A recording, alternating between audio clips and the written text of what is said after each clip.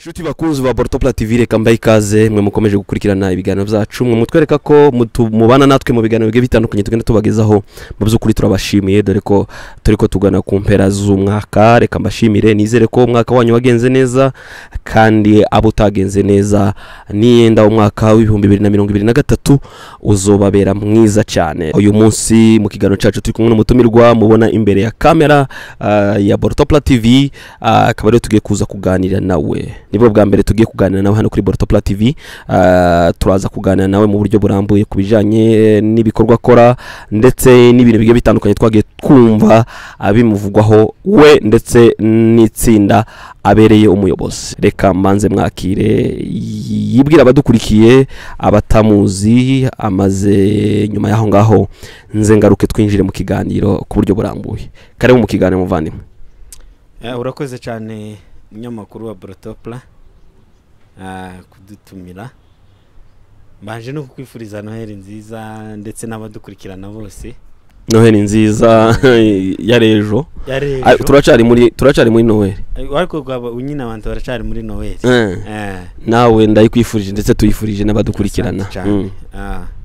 nkuko nyine wenda watanga ibivuga n'ikabantu kugira ngo twibwirane neza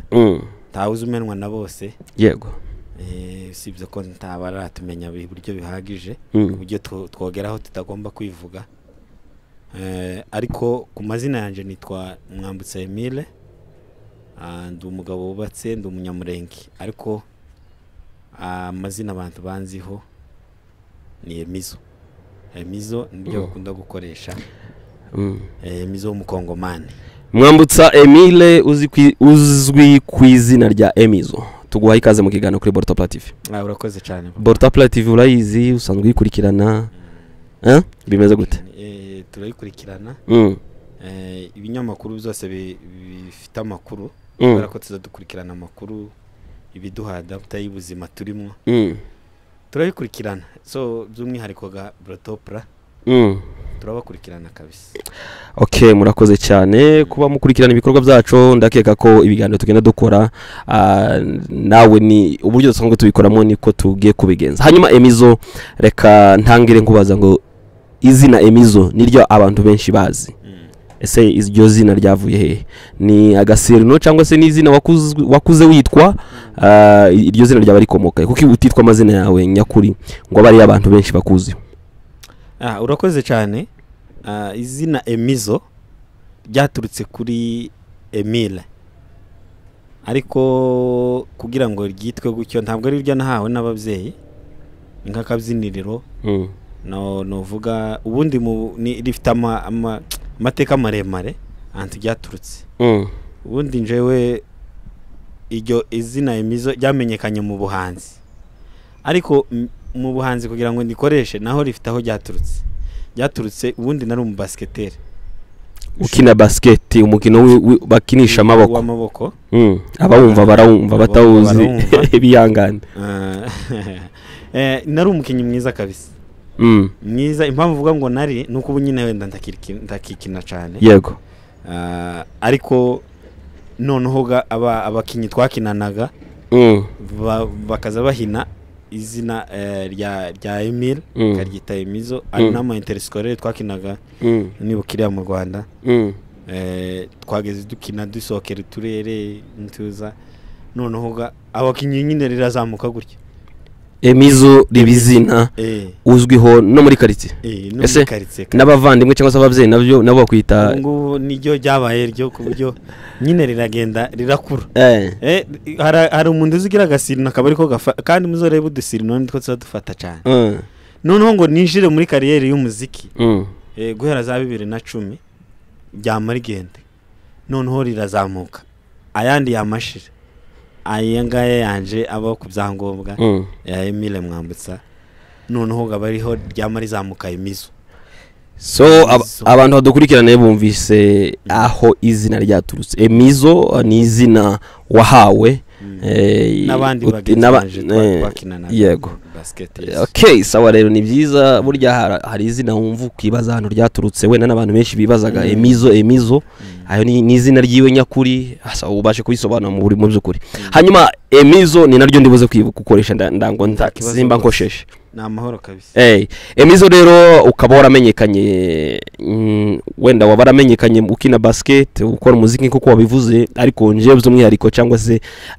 uko nagiye numva hano hanze abantu benshi bakumenye cyane, navuga mu gihe kitari kirekire mu minsi mike yatambutse muri saga yabaye ya Mulenge Youth ndetse nambanye Mulenge Youth. Ico gikorwa cyaravuzwe cyane mu itangazamakuru, nibwo Emizo yagiye avugwa cyane. Hanyuma abandi bantu benshi wenda bashobora kuba kuzi mu itangazamakuru ukora ibintu bijanye n'ubusesenguzi, wenda abandi bakuzi no mu muziki, ari ibintu byinshi abantu bagiye bakuziho, ariko nagira ngo twibande rero njewe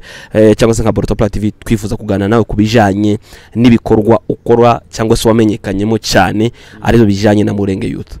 Kuri ubu ngubu Mulenge Youth ugerageje kudusobanurira cyangwa se gusobanura abadukurikiye ivuga iki mbere ko tuza kwinjira noneho n'ibyo bindi byagiye bivugwa cyangwa se byatumye uvugwa cyane? Yes, urakoze cyane. Sinzi wenda icatumye nyine niho nyine wenda abantu bahise bamenya iryo zina nko waruvuze, ariko wenda nko warumbajije umva twari dufite ibikorwa byinshi, ahubwo mu muziki niho byabaye kigira, ariko nyine urumva si bose aho nyine babimenye nkuko uvuze wenda catumye wenda twifuza hano kuri Borotopla nuko twakumenye muri bijanye na Mulenge Youth. Noneho kuntu bimeze, iyi Mulenge Youth ni abasore b'abanyamurenge. Na abasore b'abanyamurenge, umusore wese w'umunyamurenge ni wo muri Mulenge Youth. So kuvuga ngo wenda twebwe impamvu uvuze ngo wese utaririmwo biramureba, ariko twebwe papasi yacu cyangwa se izina nyirizina aho ryaturutse ni iry'umusore w'umunyamurenge. Noneho sasa rero tugira ihuriro,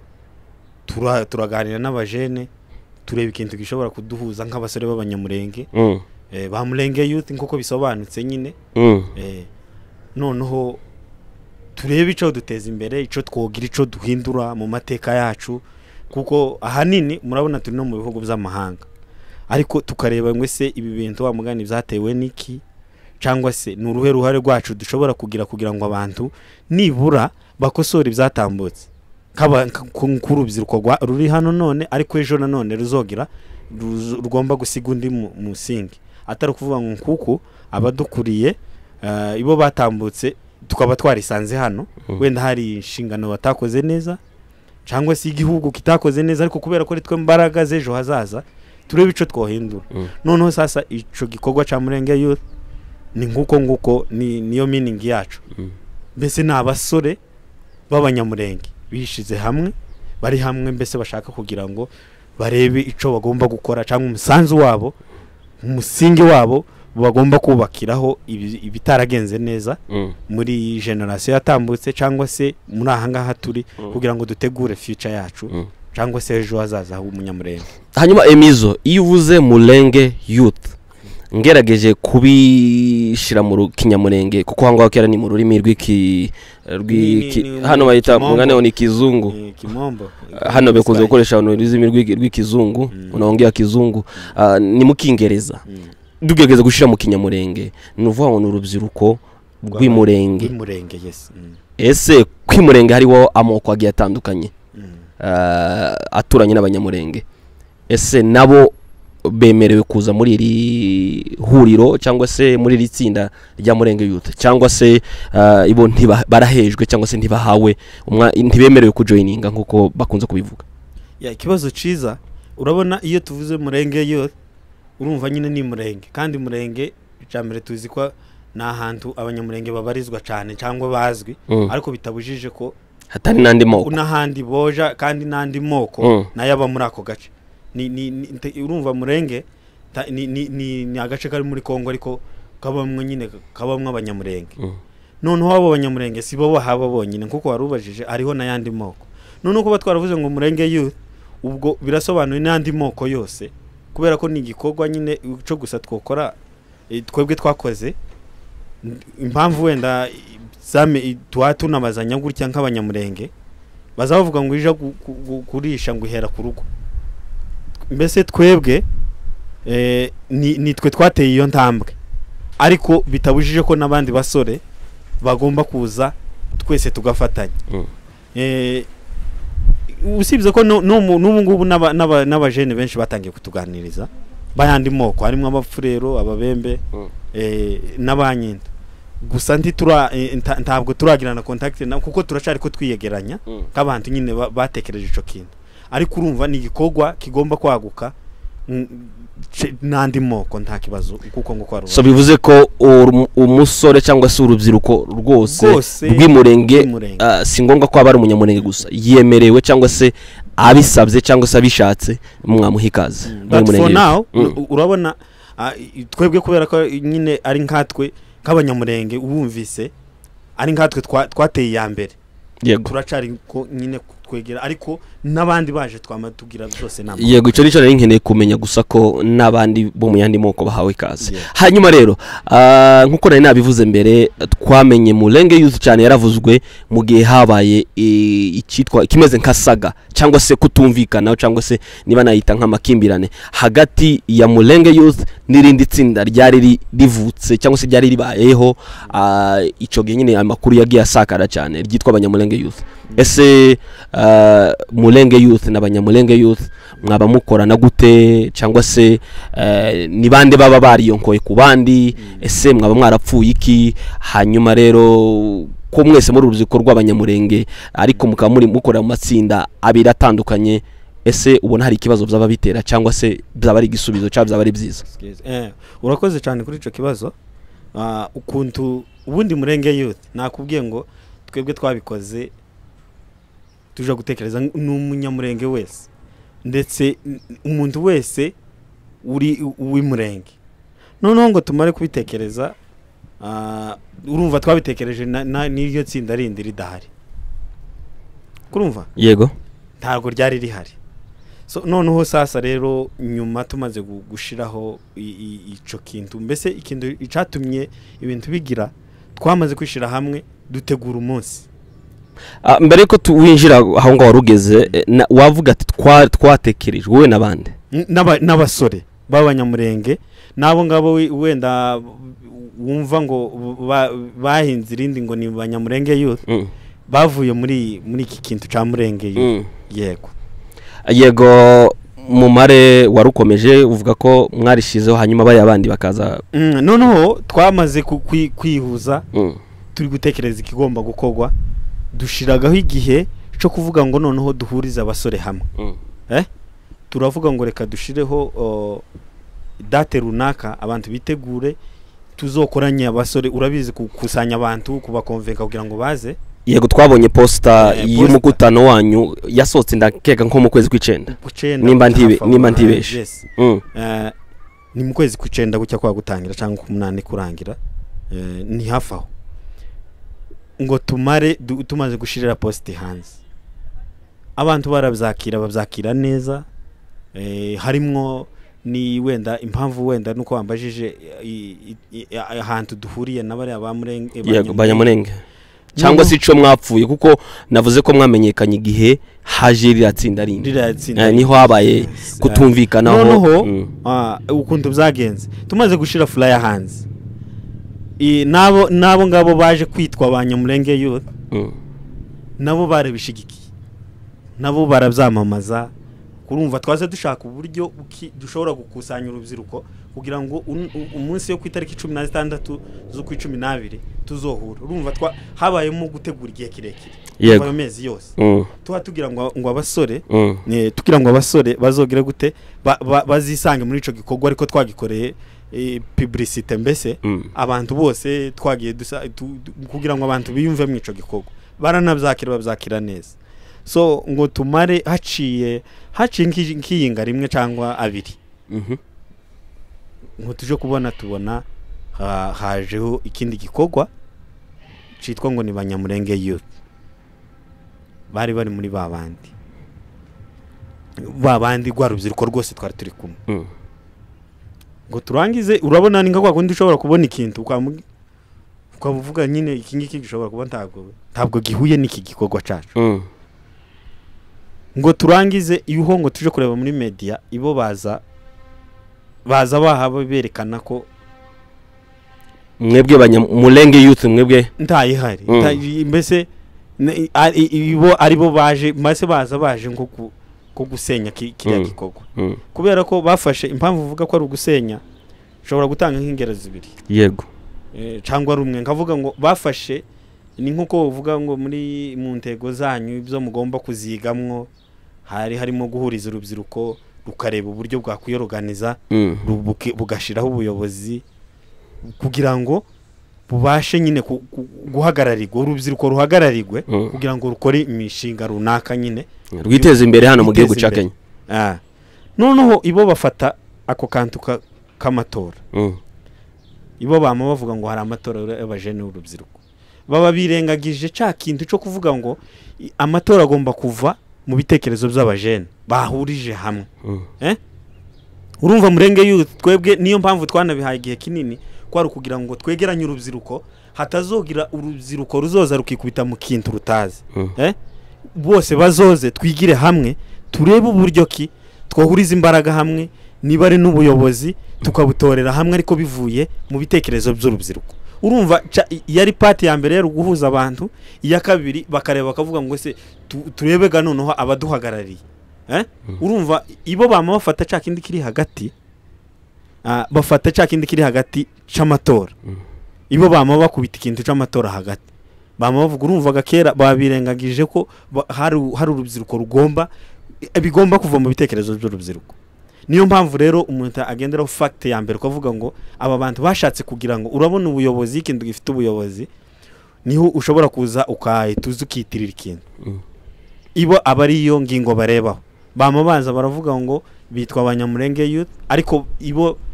bama bavuga ko ari urubyiruko rwose rwa rundi rwose twari twaravuze tuzohuriza hamwe ku itariki 16 z'ukwa 12. Ibo baci inyuma bategura ikindi gikorwa, bama bategura ikindi kandi noneho bareba ikintu. Urumva ndahuriro ry'urubyiruko tibabibyumvikanyeho tibagize guti bama baterura ca kintu cyo kuvuga ngo reka noneho bama batora ubuyobozi. Noneho ngo bamare gutora niho biyisega Banyamulenge Youth. Bateguraga amatora ndagira ngo niba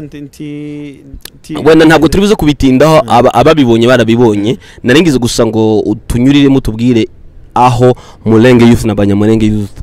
uko bizagenze kuko twumvise ayo makuru batanga uruhande rw'abavuga wenda nitugirwa ubuntu tuzagana nabo kuri Bortoplan ntabwo twumva uruhande rwabo ariko twatugize gusa ngo tubwire aho habaye kutumvikana cyangwa se cyatumye habaho gusa nkaho habayemo amatsinda abiri. Wenda ntabwo twaje muri gahunda yabo ko bateguye amatora uko yagenze abantu barabikurikiranye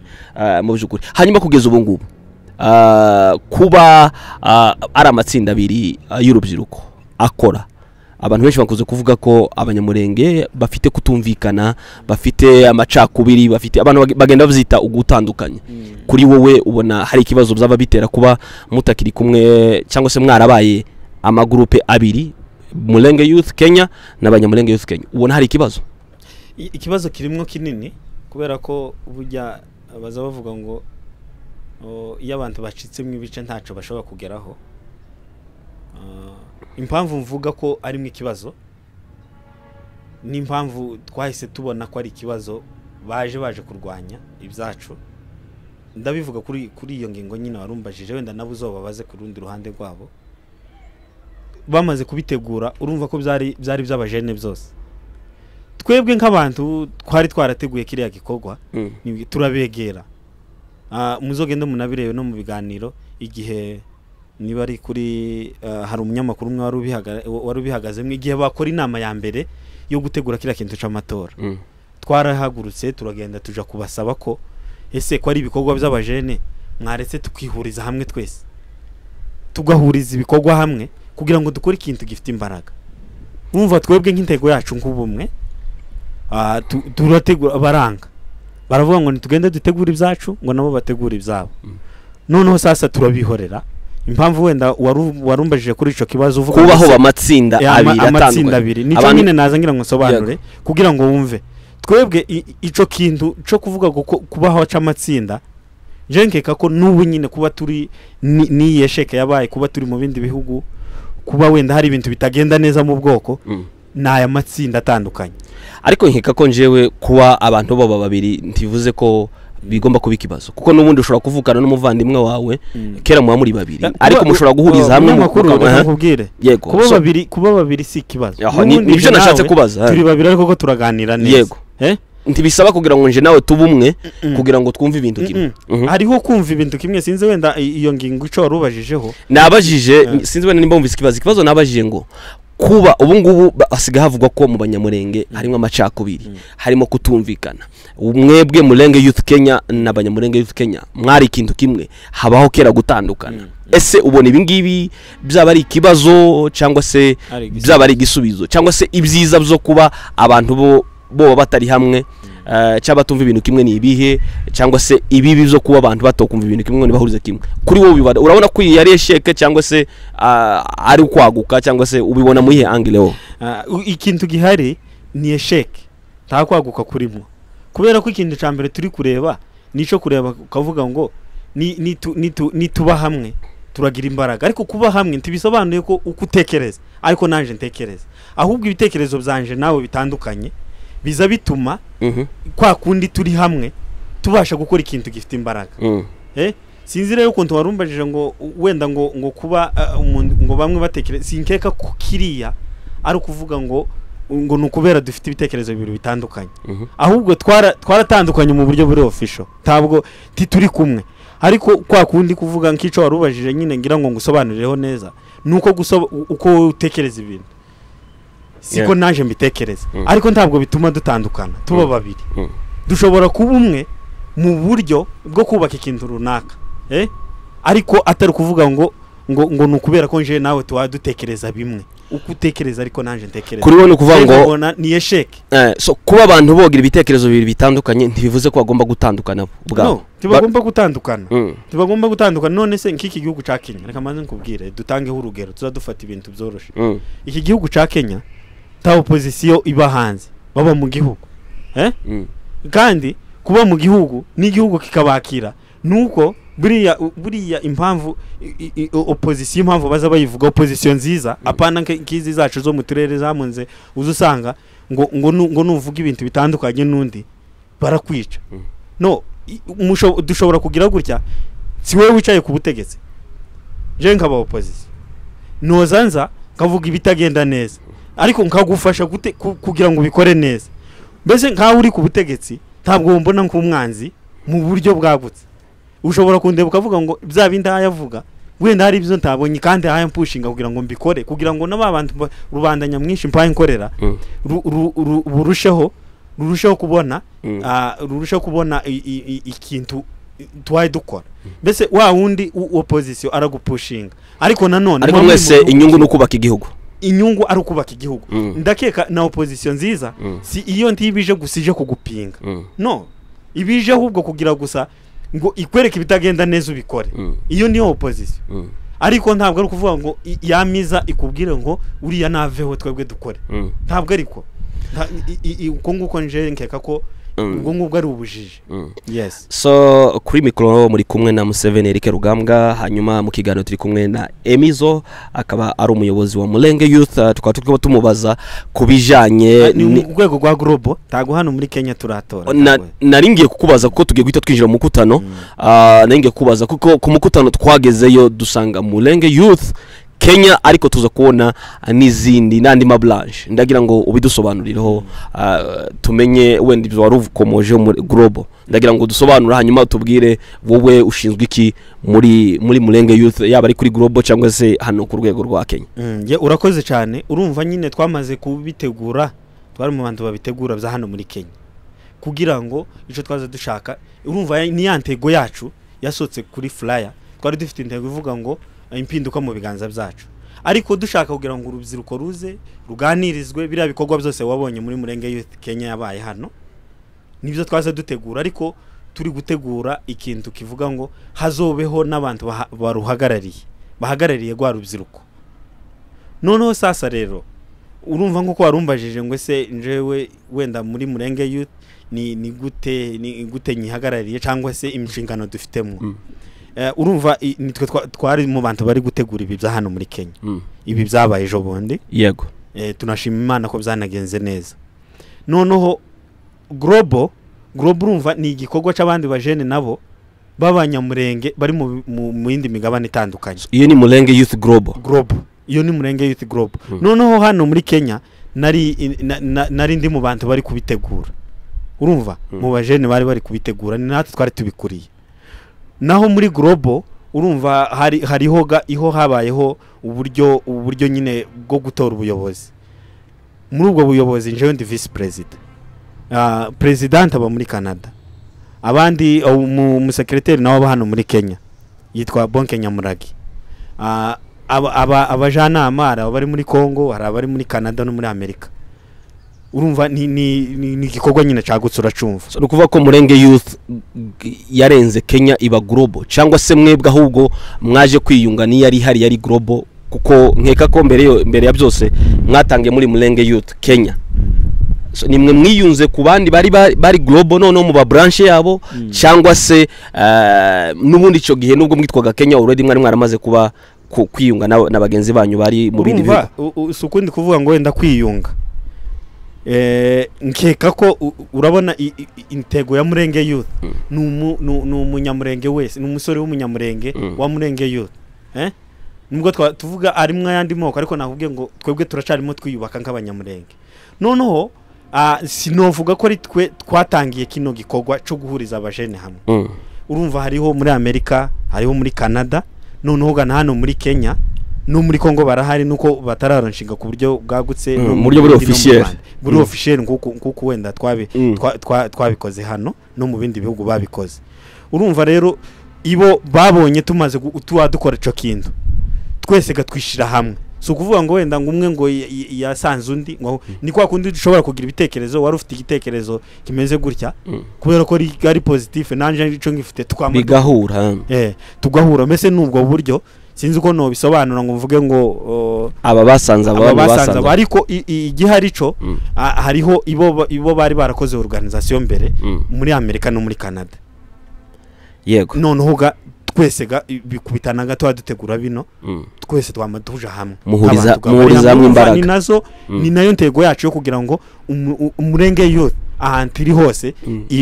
ibe hamwe. Ese ntabwo yaba ariyo ntandaro yatumye bamwe muri bagenzi banyu baje kuja muri Murenge Youth wenda ariyo yaba yaratumye batabyumva bakabona umurongo muri ko muha batawumva bagahitamo gutangira kuba mwe mwarashatse kwihuza n'abandi bo mu bindi bihugu kandi wenda barashakaga ko mubanza gufocusinga hano mu gihugu cya Kenya. Kuri ico kibazo urakoze wenda kukibaza kandi ni kintu wa mugani coshira abantu muri confusion bakavuga ngo wenda nico gishobora kuba cyatumye mutumvikana. Iki gikorwa cha global kugira ngo banatore n'ubuyobozi bwabayeho hakiriho iriya flyer na bino bya Murenge Youth byara nako banyamurenge Youth baramaze kwikukira baramaze kera kwitandukanya natwe. Jewe vuga ko ahubwo icatumye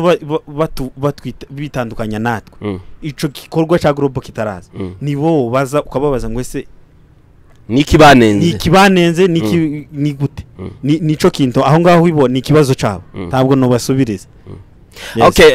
muri bimwe nagiye numva bisa nkaho babanenga mu byukuri wabivuze ngo kuba abantu bo babiri cyaba bogira ibitekerezo bibiri bitandukanye si kibazo. Ikibazo nuko hari uwo rwanya uwo hagaruka kugira ngo arwanye ibitekerezo zundi niho ho bari kibazo. Ariko nanone muri bimwe nagiye numva muri bamwe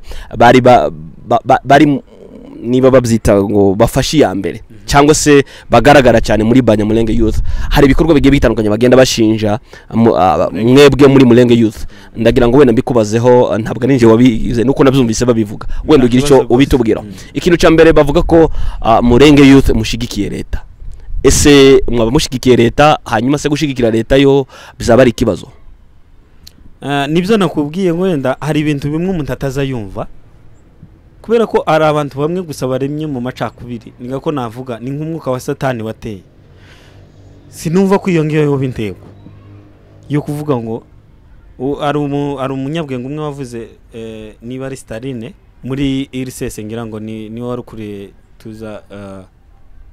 yigeze kuvuga ijambo rimwe aravuga ngo ntabwo iyo burya ushaka gukora ikintu reka mbisobanure gutya iyo ushaka kugira impinduka uzana ntabwo ushobora kuja kugwanya umuntu kuri hejuru udashoboye kugwanya ahubwo woshaka uburyo ki ugira gute umukorana nawe akakwizera akaguha icizere akagera iriya hejuru hahandi ufite guhindura ibintu akaba ariho ugira gute uhindura ikintu wabanjije kugirirwa icizere hahandi naho kuvuga ngo ugiye kuja kwikura ku kintu wanga ikintu udafite kugwanya ntufite ubushobozi bwo kukigwanya tufite imbaraga nazikeya zo kuvuga ngo ugikureho noneho ugasanga ahubwo ubugiye kwimana sintegereza ko ari cogera mba numva ninko kwa kundi kumwana yo kwisararanga kandi nta kintu ari bukore wenda ivyo urabihuza gute n'ikibazo nanibaje kugira ngo abantu babyumve neza kugira ngo babyumve neza impamvu mvuga jenkeka ko ari ubujiji umuntu uvuga ngo dushigikiye leta ahubwo iyo wamubaza ngo ese iwe udashigikiye igihugu ciwe ashigikiye iki yego urumva ico n'igisubizo cabo nibo bagomba kukigira jewe sinumva ko ico kintu bokijana ahantu bakavuga ngo bo bashigikiye dushigikiye leta muki kugira ngo babanze bagisobanura bavuge ngo se dushigikiye leta muki kuvuga ngo dushigikiye igihugu cacu ca Kongo icambere turemera ko turi abakongomani kabibo batemera ko abo bafite izindi leta bakorera aho ngaho iho ni urumva nibo bafite igisubizo kandi wenda umuntu uhangara akavuga gutyo biba byerekanye iyindi sura abafite indi leta akorera abafite ikindi gihugu akorera so urumva nje nibwo buryo jewe uwavuga ngo gwanya umuntu ngo kubera ko yishi umuntu yoza akakurenganya ngo kubera ikushigikira papa wawe cyangwa umuvyeyi wawe yo gushinja ico iryo ni ikosa ikindi kibazo cyangwa se ibindi byagiye bivugwa ko ibyo muri ko mukora hano nka Mulenge Youth Kenya atari mwe muzikoresha mufite abantu babakoresha niko bakunze kubivuga bande ese ibyo ngibyo zabarukuri bamwe mu bashizwe mu majwi harimo mutualite navuga ko ari ihuriro ry'abanyamurenge babarizwa muri Amerika ngo nibo babakoresha ese cyangwa ibyo byose byaba mubona ko bifite ishingiro cyangwa kwa bari kugira ngo nyine basiga isura mbi igikorwa cyanyu cyangwa se ibikorwa byanyu mwateguraga gukora noneho bavuye kubera ko noneho batavuze ngo ni leta idushigikiye yayo bikora iyo yavuze ngo dushigikiye leta kuko ari ibintu bimwe ibyo ari byose tuza tuganira nk'abantu kuko urabona ubu nyine abanyamurenge ntabwo turi mu bintu bya comedy ntabwo turashaba ibitekerezo kuko isi ya none digital ikora ibitekerezo bikora hari igihe umuntu ashobora kuza yakubwira ingingo nawe utekereze kabiri ugomba gutekereza kabiri kuvuga ngo se ikintu umuntu ayambwira kiri ku making sense cyangwa se cyo tuma wamuga nimukurikira ngatabino narindimo je ikintu mvuga uvuga ngo dukorana na mutualite ni bande mutualite ya ihuriro ry'abanyamurenge mutualite nkeka babashinjaga ni ihuriro ry'abanyamurenge baba muri Amerika batavuga rumwe n'amahoro nkeka ko iyo mutualite uyu none ibo bakaba ari mahoroga twebwe twaba mutualite urumva hari ibibazo bimwe umuntu wenda yovuga ariko kamubaza uvuga ese iyo mutualite bavuga niba ari umwanzi siko niba ari umwanzi wabo kandi akaba ari ikibazo kuba yoshigikira umunyamurenge kandi tuzi ko ari umunyamurenge uwo mutualite n'umwanzi wabande tuwumva ngo warumbwiye ngo ntibakorana ntibumvikana n'amahoro iyo mutualite nziko ari ntuze nayo yiyonkoye kuri mahoro no kuvuga ntabwo bumva ibintu kimwe n'amahoro none bakavuga ko rero ko mwebwe kubera ko batavuze ko mahoro ari bashigikira ari noneho yitutera inkunga okay nari ngize nkubaza ivyo bagiye babashinja nimba byaba ari ukuri impamvu hano waje kandi nakunze ko wabaza nk'umunyamakuru ndagira ngo ibintu byose tuzo tubikiriyaringa ariko dukoreshe n'ibitekerezo nakubwiye ngo isi ya none n'ahandi ngunda gukoresha n'ibiganiro nkunda kavuga ngo tuzo dukoresha ibitekerezo dukazo wicara ngo wamugendera mu gitekerezo cy'undi muntu agushorera uko abonye none avuze ngo mutualite n'umwanzi wabandi bavuze ko ndagira ngo mutualite tuza twumva iyo ngiye baza badushinja tiyumvikana n'amahoro nabo ni mahoro ibo tuvuge ko wenda batwanze hano aribo badushigikiye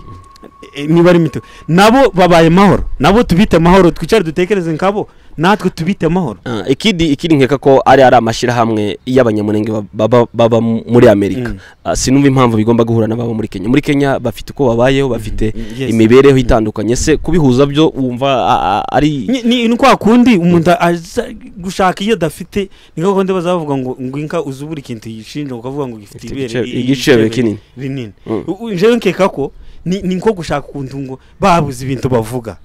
Baricara bavuge none ko twebwe natwe duhagarara hara tuvuge ngo ho none ubwo batwise mituwarite iboga ni mahoro none bari official. Okay, reka duhushuke kuko ntabari hano kugira ngo bwenda basobanura ico bashaka kuvuga. Ako kantu ndagira ngo gasobanure neza mugana munyamakuru. Ndagira ngo kano kantu tubanze tuza tutekereza kabiri. Kandi ico nkundira abanyamurenge bazatekereza bagira n'ibitekerezo byinshi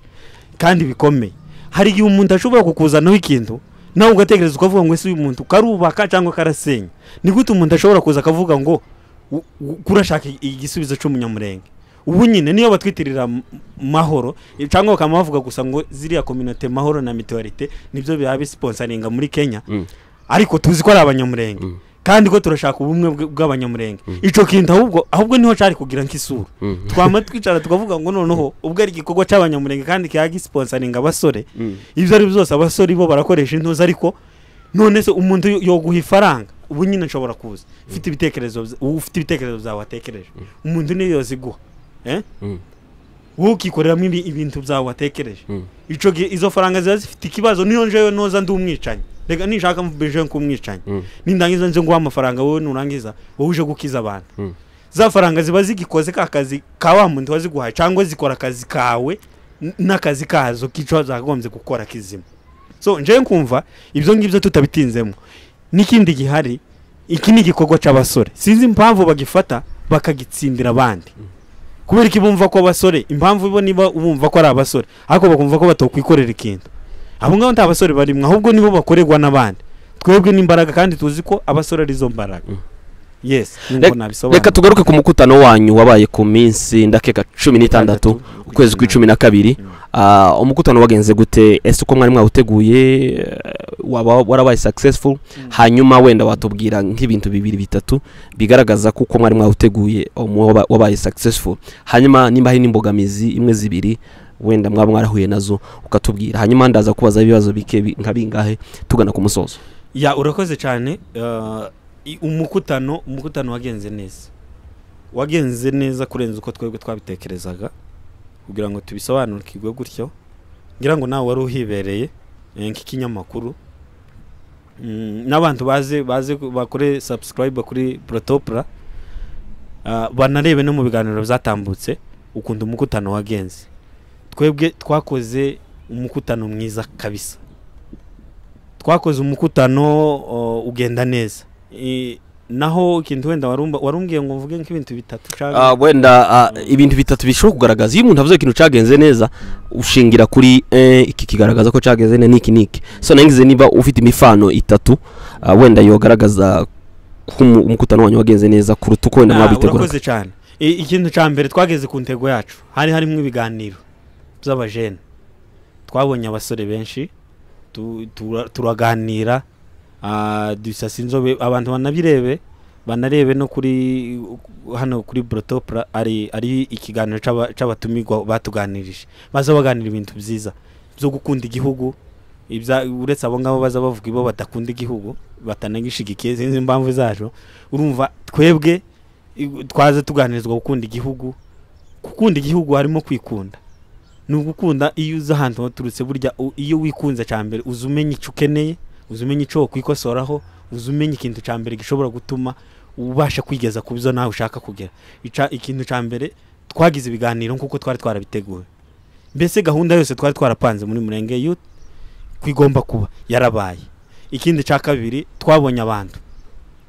abantu nubwo twahuyemo n'intambara nyinshi urumva abantu benshi barabicuraguriye baza bakavuga bakabyita amazina hakabamo nyine gusa sinovuga ko wenda bari kuzijana ku ijana baje ariko 90 baraje.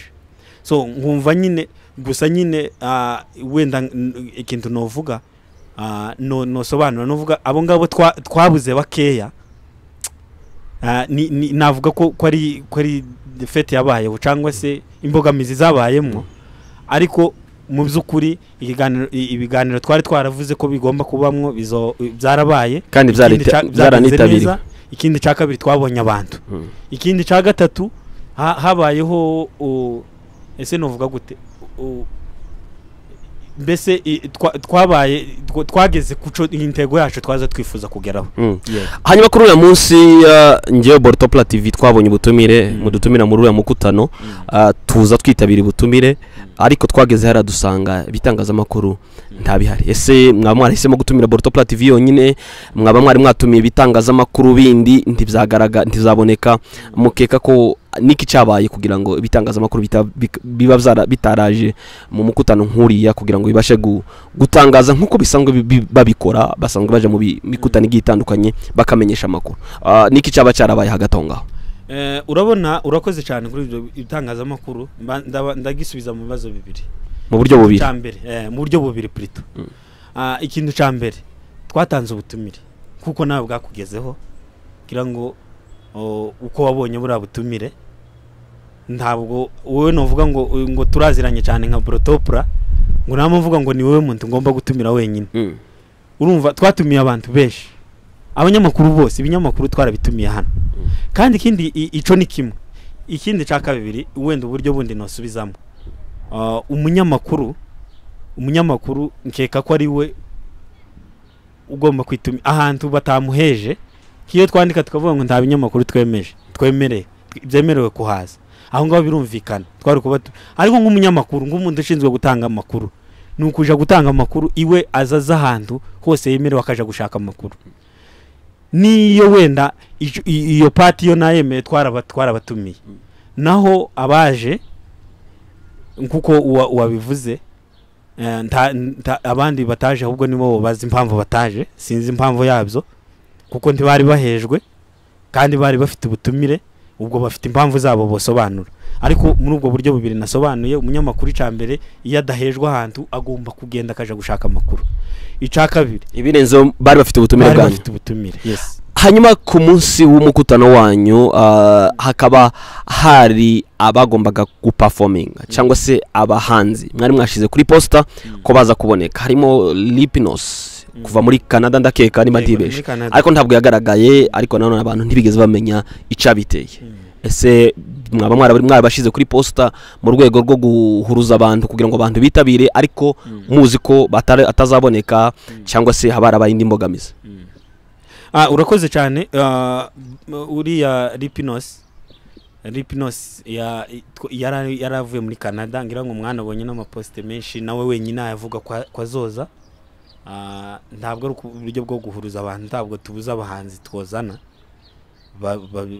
babigize, ahubwo habayeho emergency, ngako nasobanura. Habaye igihe yakagombye kuza agira akabazo arabisobanura, kandi murabizi iyi nisi noneho abantu bari no ku migabane itandukanye, yahuye mwana akabazo aragasobanura. Ariko mu by'ukuri yarari kuri gahunda yo kuririmba, nawe mwaranabibonye n'utu video yifashe no kubutumira yarariho. Urumva gusa impamvu atagaragaye na akabazo yagize gatumye ataboneka, ari ibizame bagize iriya, kandi urabizi biriya n'ibihugu bitandukanye biba bisaba ngo ugomba gutanga presence yawe tubure. Mbese nako kabazo kabayeho gatuma ataza.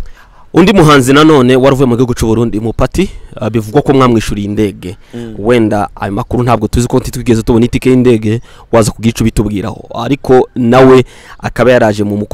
umukutano urangiye. Ese mwe mwabyakiriye gute? Urakoze. Kuri Mupati sinzi wenda ukuntu uvuze ngo bivugwa. Yego, bivugwa ko mwari mwamwishuriye indege, ari namwe iwe arabihakana se? Iwabihakana ko atishuriwe, kuko wenda impamvu mvuga ari ibiganiro wenda yatangaje nyuma. Iwe yahakanye ko twamwishuriye indege. Kurambaza kandi wenda ndawurahanje ko ndavuga ibyo nagiye numva mu baturaga, ariko nanone icyambihamye nuko mu bantu bagiye kumufata ku kiwanja c'indege wari urimo, kandi ari ni interview yatanze, byagaragaraga ko mu byukuri yaje mu mukutano wanyu. Hanyuma byaje kurangira atagabonetse cyangwa se atagaragaye mu mukutano, ahubwo aza kuza warangiye. Nari mvuze mwabyakire gute gutumira umuntu akaza ntakore nkuko nk'ico mwamutumiriye donc invitation ubutumire mwamuhaye wenda niba mwari mwana natanze n'ibyo bintu byose ntibigende nkuko byagize mwabyakiriye gute ya urakoze kuri Mupati jewe sinari kumuvugaho byinshi kubera ko icambere burya ico nosobanuraho gitoye yaje ku butumire bwa Murenge Youth nibwo bwamuhagurukije yararaza nawe arabyemera no tuja no kumutega ni ibintu kuko ubu nyine itangazamakuru ryabaye gize ibintu bya digital biza bifasha twagiye kumufata ku kibuga c'indege urumva yari yazanwe ni gahunda naho kuza akereje umukutano urangiye yari hemukiye ikintu ca mbere ca kabiri yitesheje agaciro twari twamuhaye nk'abantu uzi abantu kugirira icizere noneho akaba ari wowe icizere wenyine gitakaza urumva hariya niwe wabyishe ikindi novuga catumye wenda ikintu catumye ataza si tibyari ngombwa cyane ko mbivuga ariko kubera ko ari ama interview nabonye ashaka kwerekana ko ari twebwe dufite ikibazo hari izo mutakoze mwagombaga kumukora nk'umutumirwa tutakoze noneho ayo akaba yaraje aje nko gutanga umugabo ko yaje akaza kereje akaza yanasinze akaza nyuma y'umukutano urangiye niho byari kwerekana ko tutakoze inshingano kuza yasinze yarangiza akaza nyuma y'umukutano urangiye abandi batashe wenda mu kindi cyagiye kivugwa naco byavuzwe ko mwamwishuriye indege yego ariko uburyo yagombaga kuba hano ntimwigeze mubyitaho mubishugurika kimwe mu byatumye bitamugwa neza bituma ko boycottinga cyangwa se atitabira umukutano wanyu ese nkibaza ngo ahaguruka aza hari amasezerano mwari mwagiranye ko ibi nibi muzabikora wenda mukaba mwarateshutse ku nshingano bite nkuko mwari mwabyumvikanye bituma ko wenda nari cyo cyamubaje bituma ataza mu mukutano uretse ko yaje nkeka wenda ko niyo bigenda gutyo ntiyari kugaragara yari kuguma hari akavuga ati nje impamvu ntanagize ntage mu mukutano nuko ibi nibi ntibabikoze kuri ico kintu reka tugiclearing ari ibintu bimwe umurya ntabwo dukunda kuja muri bino bintu ngo tuje kuguhanga twebwe ntabwo duhangana Murenge Youth ntabwo izihangana ahubwo umuntu ushatse kuyihanganisha iwe abafite impamvu ziwe nazo biba bisaba ngo azishakira ibintu byose bimenyetso byerekana ko icaha yavuga kigomba kwerekana ko ico Murenge Youth yavuze atarico ikintu ca mbere yaje ku butumire bwa Murenge Youth none iwe ni igifu cyo kuvuga gusa ngo iwe yari kuza n'indege akamaza gusa ataza hantahitira ico ni kibazo kimwe shaka gusobanura ibyo ngibyo byo wenda azobisobanura kwiwe kuko aramutse yaraje ataza hantagomba guhitira ntabwo abazibya arimo abarinjije none se iwe yari kuza gusa kama ahitira ku kibuga c'indege cyangwa yari guhagurukiriya gusa ngo aze gusa niba yarakeneye umunyenga w'indege naho yari kubisobanura hari ku kibuga c'indege akavuga ngo yaraje gusa iwageze kuri airport yaje n'indege yashaka nubwo ngubwo akama bisobanura akavuga ngo jewe nuko ikindi ca kabiri ku bintu byo kuvuga ngo twaramuzanye ngo tubura amafaranga aryiki ku buryo ashobora kurenza ikintu camwishuriye indege ni karya ku buryo tudashobora kubona ubushobozi bwo kumwishurira indege ni muntu usibye gusa kumuha agaciro no kugira ngo tuzamure impano nk'ubwoko bwacu bw'abanyamurenge turambwira ngo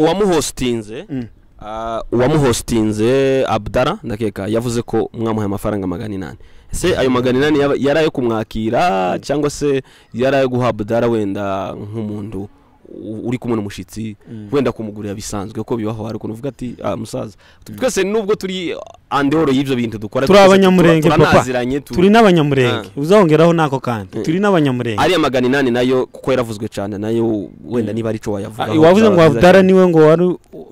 mwahaye amafaranga 800 umva nkubwire ukuntu ibintu bimeze nuko nakubwiye ngo ntabwo nshaka kuja muri detail kuko kuja guhereza umuntu agaciro wenyine wawe ukitesha nje nkeka ko ibyo bintu wenda ubugiye kumuha kandi gaciro reka nkwereke kandi adafite ikintu gihari amafaranga 800 yavuga none nakubwiye ngo ugende uje no kuri tike wenda ndaza kuguhereza ntuzo uzayishireho amafaranga woba warishuye amadolari arenga muri 400 cyangwa 500 wishurira umuntu indege wamara ukaza hano ukavuga ngo amafaranga azomubesha iminsi 3 ine kuko urumva iwe yarajeje mu gitaramo kandi yaje habura iminsi ngahe hari habura iminsi nkine gutya siko twebwe turi abantu kuvuga gutya ngo ifaranga 800 ngo niturangiza ngo zimwe numvishe ari abanyamakuru bamwe sinzi ubwoko bwacu ahantu buri abanyamakuru bamwe no kwita ntibazi ibyo barimo n'abantu baje gusenya sinzi n'ibinyamakuru ndashobora no kuvuga byaza bibabaza kurabaza umuntu w'umusinzi icakabire nawe waje uri umusenyi nawe ntushaka kubaka ko muragira ngo muterateranye ibintu ibonyine baravyisobanuriye burya ntabwo uhimba ibintu Abdara wenyine amafaranga namuhaye amafaranga 800 simbihakana sinoja kuvuga ngo nibiki ese niyo muha n'ijana kamubwira ngo genda ugurire uyu muntu umugurire twasukuma wavuze ngo turaziranye ariko icakabiri tugasubira kandi tukaba n'abanyamurenge ura n'umwana muto mupati Abdari we ibyo yazavuga avugana n'abari bari banamugurire n'inzoga nawe n'ubundi tazi n'ukuntu yamugize abantu babasinzi niyo mpamvu je ndashobora kubatindaho umuntu wenyine araje kwisebza nurangiza uvuga ngo twamuhaye amafaranga 800 yarambwiye umunsi bari baje yari yarayi wiwe mu rugo kuko twavuye kuri airport ahantu umupati yari buje nje naranamubwira sasa rero gahunda yamahindura ngo kwa Abdara bari banaziranye na Abdara ngo mare aravuga ngo Abdara ngo afite studio wiwe ngo kandi hari n'inzoga yari afite mu ntoki ngo bararara basangira ngo iwe ngo ntago baryama none se woje kugira ngo twebwe icingenzi twaze tuvuga ni kwa kwanga kwinjira muri private y'umuntu tiwobwira umuntu ngo reka kuja kumwa cyangwa ngo reka kuja gukora ibintu umuntu ufite ibitekerezo icingenzi mwe nuko yagombaga kugaragara ku munsi w'umugutano twebwe icingenzi yari kugaragara ku mukutano impamvu uvuze kuri iyo sije kuri iyo yintuze bahise bajana na Abdara tibari baziranye ariko ubari baziranye gutyo umwe gusa azi mu kirero ndi urumva Abdara niwe wari uzi ngo mupati nuko yazanambira n'ukuri n'uwo munsi ni naho Abdara yamavuga ngo urabizi yari ari kuri flyer ya Rusaku yego arangije wenyine yamuyicara arambwira ngo wambabare ngo ko toje ngo kuririmba ngo muri bari ngo urabona ngo je nkonoje kuririmba ngo kwa Rusaku ngo umuntu ngo Rusaku ngo cyambere ngo ntabwo ari inshuti yaje ngo sinzi kundi ngo yamvugishije gusa ngo mpereje ngo umunyamakuru ngo butumire ngo yamankubitaho kuri flyer ngo none ngo wambabariye ngo nanje mukanyongera kuri flyer ngo mukanshiraho nanje nkazoririmba akaririmbana na mupati ngo na mupati urumva n'umufana wa mupati wahuye noneho bombi nabasinzi nico bahuriyeho umwe abonye undi afite kandi kayoga kamukurura bama bavuga ngo reka bagire gute bajane uwo munsi barajana kindagira ngo ngere kuri mafaranga 800 barajana ico gihe twavuye kuri airport baraza ni nanje wishuye uba sigaraho ngomba gusigara mu rugo ibo barakomezanya n'umuntu n'amafaranga nishuye kuri airport ni ibintu bifite effect yanduza ya M-Pesa ndishura kurumva ngo tumare bamaze kurara hageze mu gitondo mbabaza ko bazindutse arambwira ati musaza ngo none ngo waguze ngo kantu ngo kareba ngo twakirida ngo mare je kubera ko nari mbizi kandi nyine nk'umuntu wa mugani dufitiye umushitsi ndavuga okay beta numva nyine cokoze nabo barabisobanura sinzi numvisha muri interview imwe babisobanuye uri yo yavuze ngo ninzoga niba ngo ari Gilbis baguze uyu mupati wanabisobanuye neza mwizina murebe ku kiganiro co hari bari abanyamakuru bandi ngo ni bagapangwa ibo noneho bamabage yaza bisobanura ngo niba ngo ari bashatse kwita nyine baza basebza bavuga ko nabandi baririmbye ngo ari abakobwa ibintu nk'ibyo ayo mafaranga ndibuze kubyinjiramo reka impamvu nukugira ngo kiriya sinjewe nte wampamagaye nk'umutumirwa kandi twari turi mu bantu babatumiye yego bagombana nabo baze barebe ibisubizo hano by'umuntu abantu bagomba kureba amafaranga 800 yamutumiye aranambye mfite na screenshot none yifatanga nayiguhana ntabwo ari byiza ngo abantu bunyine ntabwo turi muri za comedy cyangwa guca ibintu ku ruhande abanyamurenge dukeneye ukuri turashaka kwiyubaka turashaka kureba ikintu kiduhuza ntabwo dushaka abantu baza gukina hano baza n'ibintu by'ubusinzi hano kuri kamera ngo nibaza ngo bakonvenka abandi urubyiruko rwakagombye kwiyubaka bagwice namwereje amafaranga yaraye yabo yo kuja kunywa yarahuye no kuvuga ngo yo kumutunga nguko baza bavyita ngo yo kumutegera byonyine kuva kuri airport amafaranga nishuye nta nubwo ahuye na uba niyo baza bavuga ngo yari kumuzana mu ngo na uba mu gitaramo naho ntabwo mwiza mu ishuri imodoka imukura aho yarari imuzana ahabere igitaramo ibyo byose ni ibintu azana yakumanyije je nakubajije ngo ese uri umuntu uri macuwa umuntu yavuye iriya atazi kimuzanye aho atujuje ibintu bigomba gutuma hano aza mu gitaramo ikindi cyakabire kamanze clearing naho handi kuvuga ngo ibintu bimutunga mupati wenyine yaravuze urumva numujene twagi kandi n'umuntu n'abantu banabivuze byaranambabaje cyane yasa n'umuntu wawe ushaka ngo kuvuga Galas nabi uziko Galas ari we watumye kubera ko Galas ni umusore w'umunyamurenge murabizi ni umuhanzi ukora ibihangano by'ubwoko binafite na message ku bwoko ni nawe muntu wavuze ngo ariko mwazanye mupati nawe tukareba ukuntu nyine twese tuguma kuzamurana nk'abajene abari ubivuga turavuga sawa mupati nje sinazi n'indirimbo ziyo je ndohiri kuri kwimana hano kuri kamera sinza mbere nukuva mwamutumiye kubera ubusabe bwa Galas nk'umuhanzi turavuga nje ndi umuhanzi ariko hari abahanzi bamwe benshi tutazi ariko mu buryo bwo kumva ko ari umunyamurenge twavuga ngo reka n'ubundi dukomeze twese dukomeze duterane inkunga duteranye imbe aramuvuga aravuga ngo reka ngo dutumire umuntu bita mupati turavuga okay sawa ubwo ari umuhanzi kandi nawe wenda uturutse n'ahandi mu buryo bwo gukomeza kugira kuko dufite abajene hirya iyi murenge youth ya Siba Global nubwo twaze tubitegurira hano muri Kenya urumva nakubwiye ngo nje ndi mu bayobozi ba murenge youth noneho mbwira bacu kuko dufite urubyiruko rwinshi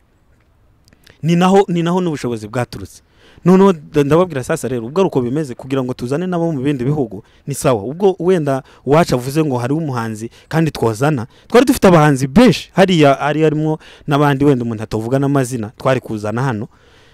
bari hariya kandi bamaze kubaka izina ariko turavuga reka tuzane uriya kubera ko ni inshuti ya Galas ariko byarambabaje kuntu hano tipe garaje muri ntuza ntashaka no kuvuga Galas mu izina ariwe muntu watumye yurira indege mukuza hano kuza gushika hano uzuko Galas hari amafaranga iriya ibyangombwa zaza bigira amafaranga yamufashije tigeza yamusubiza kuko twarabirebye twese n'ubu twarumiwe ariko ikintu cyatubabaje ni gute badashobora kuza ahubwo ngo aje gusaba imbabazi y'amakosa yakoze yarangiza agashaka kuja kwisebya wenyine kuko sivuga ko dusebya kuko twebwe umunsi wacu twawugezeho twaraganijwe urubyiruko twari dukeneye twararubonye nawe araza mu bantu bagombye kuganirizwa ariko iwe kubera ka yange sombi y'ubusinzi ya indiscipline arayigaragaza none ageze naho haza muri kamera akazabesha akabesha abantu ngo twafasha ifaranga amajana 8 gute wo butekereza kuvuga ngo twafasha amafaranga 800 tumutunga icumwe twamuriye indege tugiye muri dépense na amafaranga $600 zirenga zamugiye hejuru wangize kwambwira ngo ifaranga 800 gute reka wenda tugana ku musozo ni ube butumwa wagenera urubyiruko rw'abanyamurenge rudukurikirana rurahatandukanye mu bihugu bitandukanye urakoze cyane ku butumwa gusa kosaba nje ndabanza gushimira kwanza kubera ko aribwo ngiye kuri kamera wenda yego nta kibazo rwose ndabanza gushimira urubyiruko rwa Murenge Youth n'abandi bose bahise baza bataza basobanukirwa neza bagerageje kuvugirwa mu matwi barabyirengagiza baraza nje ndabanza kubashimira kubwitabire kuba baraje kandi tugakora ibiganiro byiza nkuko twabiteganyije Imana ibaho umugisha kandi bazi dukomeze dusenyera umugozi umwe dufite byinshi byo gukora dufite byinshi byo guhindura mu bwoko dufite byinshi tugomba gutangaho umusanzu kugira ngo ubwoko bwacu buhinduke bugire ahantu bugera message nshaka gutanga rero ndabanza kanza kubifuriza n'umwaka musha muhire aho bari hose urubyiruko rwa Murenge Youth Global aho baherereye ku migabane yose itandukanye ikindi ndabasaba ubumwe ndasaba kuko no mu ntego zacu dufite nka Murenge Youth no kwirinda amakuru y'ibihuha ico kintu kirimo